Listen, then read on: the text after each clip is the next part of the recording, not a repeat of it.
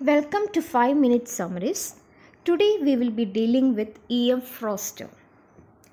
M Forster is a homosexual English writer who lived between 1879 and 1970.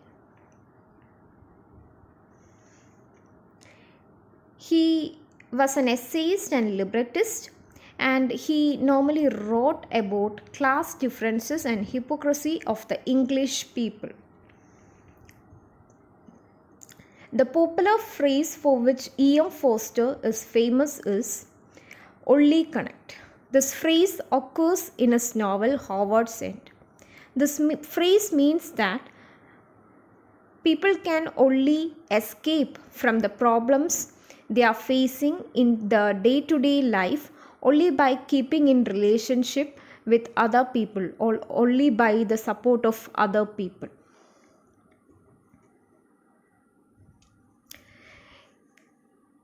M Forster was born at Dorset Square, London, as a child of Irish Clara Lilly and architect Edward Morgan Llewellyn Forster. He was planned to be baptized under the name Henry Morgan Forster, but unfortunately, due to certain errors, he was baptized as Edward Morgan Forster.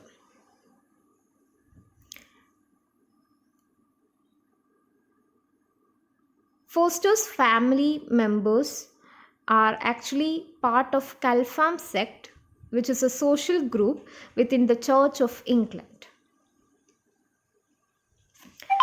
He has mainly 5 novels, and he has published a novel after his death. A novel is published to his credit after his death named Morris, which deals with homosexuality.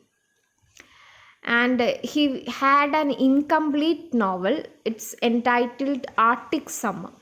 This novel is never completed, and it's the 7th novel written by M Forster. Coming to the works of M Forster, there are 2 categories in which you can consider M Forster's works. First one is the Italian novels, and the second one is the English novels. The Italian novels, they are set in the background of tours of English people to the Italian land or Italy. Where Angels Fear to Tread is one such novel where you see Italy as the background. This is his first novel, and in this you see a character named Lilia, who is a young widow who falls in love with an Italian. And her family members wants her to come back because they don't want any illicit relationship, and they don't want the society to curse her. And hence they ask Philip Harrison to call her back to England.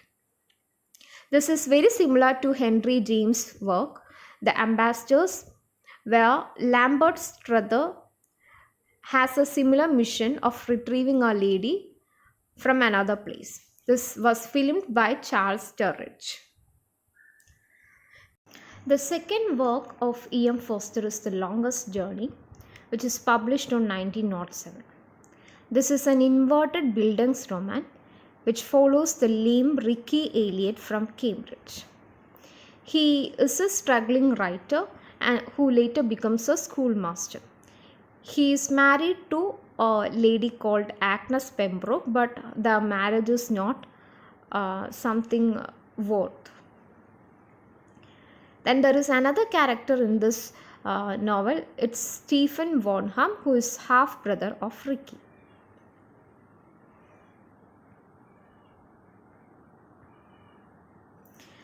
The third novel is A Room with a View. In the third novel, you see Lucy Honeychurch, who makes a trip with her cousin to Italy. In Italy, she meets George Emerson, and she falls in love with George Emerson. while staying at a hotel named the Pension Bertolini. At the end, she elopes with this person, and she was in a conflict of making choice between Cecil Weiss and George Emerson in the midst of this novel. Then in this novel, you see George's father, Mr. Emerson, quoting some favorite lines of Forster, including Samuel Butler. This was filmed by Merchant Ivory team. This is also an Italian novel.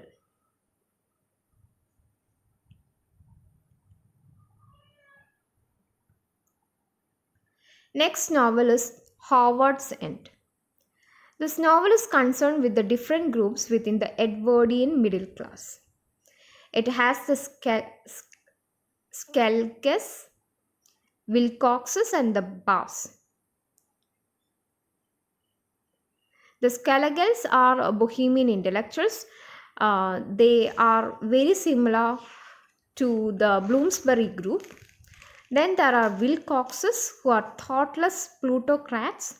And the final, there are Bass, who are actually a lower middle class couple who aspires to live in a good way.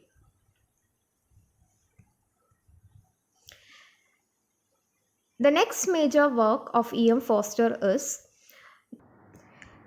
this is his last of the 5 novels, which is published during his lifetime.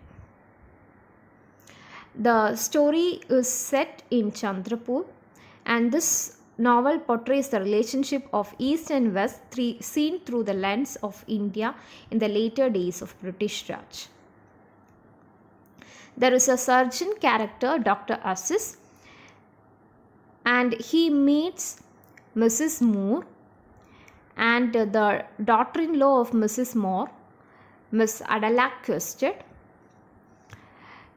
Adela had decided to marry Mrs. Moore's son, Ronnie Heaslop, for they had an accident, and after the accident, Ronnie and Adela decided to announce their marriage. But Adela was not sure whether she should marry Ronnie. There are 3 sessions for this novel, A Passage to India. First one being mosque, second one caves, and the third one temple.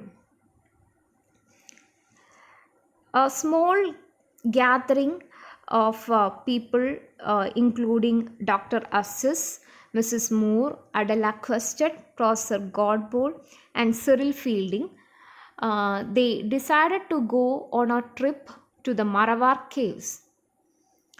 And the novel analyzes what happened in the Maravar caves.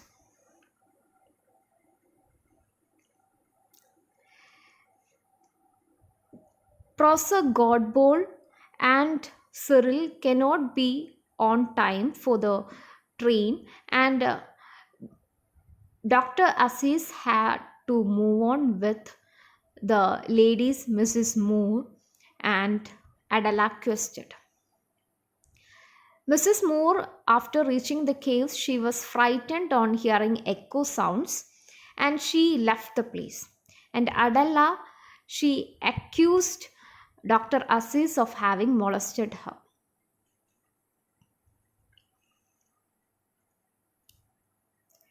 Later, after many years, Cyril and Dr. Assis, they meet.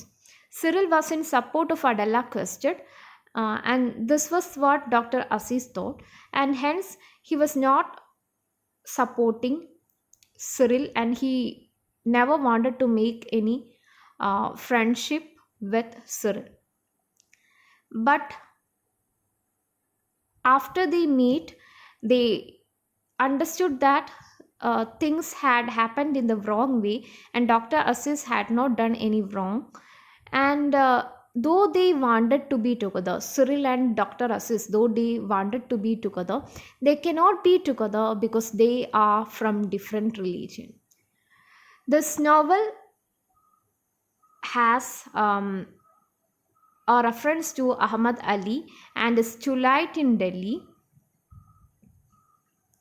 in the preface to the Everyman's Library edition. The next work is Morris, which talks about homosexual love, and the backgrounds of this novel are suburbs of London, experiences of attending Cambridge, the landscape of Wiltshire, and this novel was also filmed by Merchant Ivory team. Then this is a list of the works of M Forster, Where Angels Fear to Tread, The Longest Journey, A Room with a View, Howard's End, A Passage to India, Morris, which was published after his death in 1971. Then there are certain short stories like The Celestial Omnibus, The Eternal Moment. Then collected short stories, The Celestial Omnibus, The Curate's Friend, The Rod from the Colonus, and all. Then there are travel writing, Alexandria, A History and Guide, Pharaohs and Pharaoh, The Hill of Devi, literary criticism, aspects of the novel, the feminine not in literature, the creator as critic, and other writings. Of this, the aspects of the novel 1927 is important. Then he has also written scripts like A Diary for Timothy, published in 1945, and his biographical works include Galsworth's Laws, Dickinson, and Marian Tauten's A Domestic Biography. That's all. Thank you.